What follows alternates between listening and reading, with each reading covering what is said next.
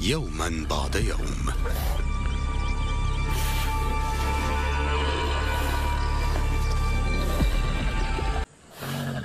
حياة الصيادة موتسومي معلقة بخيط رفيع.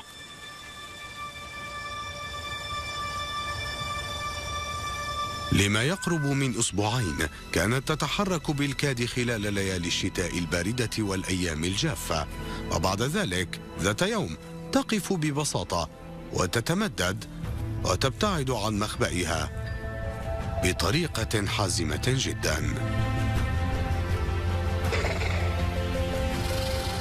لكن موتسومي لا تتقدم للأمام لمواصلة حياتها، بل إنها تعود إلى ماضيها، إلى التلال، تنادي وتبحث عن صغارها.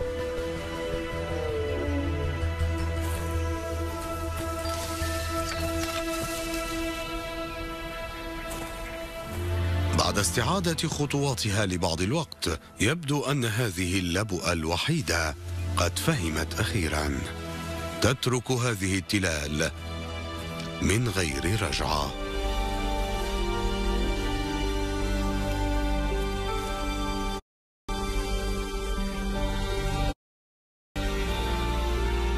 مشوشة على ما يبدو، ربما في حداد. إذا افترضنا أن الحيوانات تستطيع أن تحزن، تتجول موتسومي لأيام فقط تستمع لزمرتها.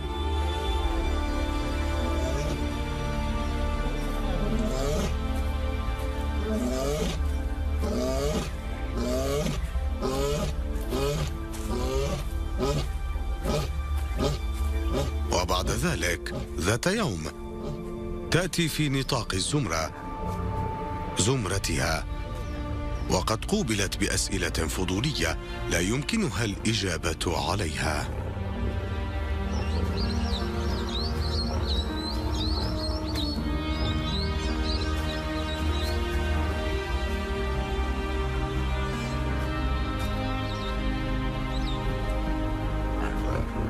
الزمرة تعود معا مرة أخرى. قصة أشبالها والثعابين تركت وراءها وتم محوها مثل آثار أقدام في الرمال.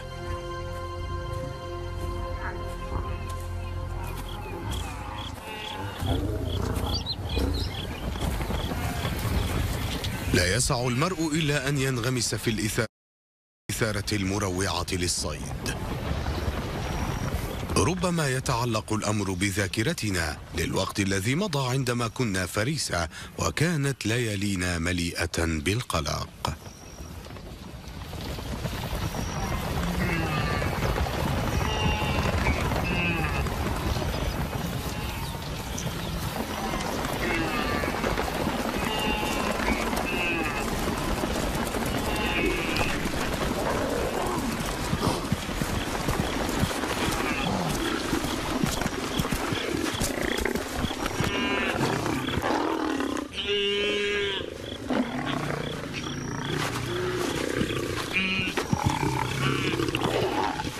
لقد نجحوا الآن مع مجاملاتهم الكاملة، لكن شيئا أساسيا قد تغير منذ أن ذهبت موتسومي بعيدا.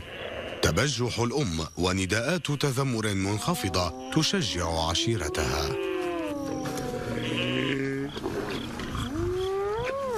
إنه أمر مخيف.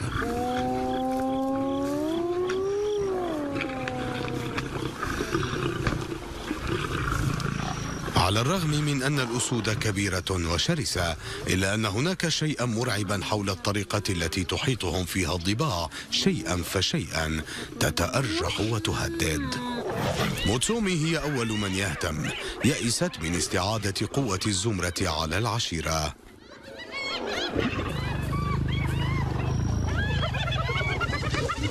لقد أصبحت باقي الزمرة معتادة أن تكون الضباع محتشدة حولها ويأكلون بأسرع ما يمكن.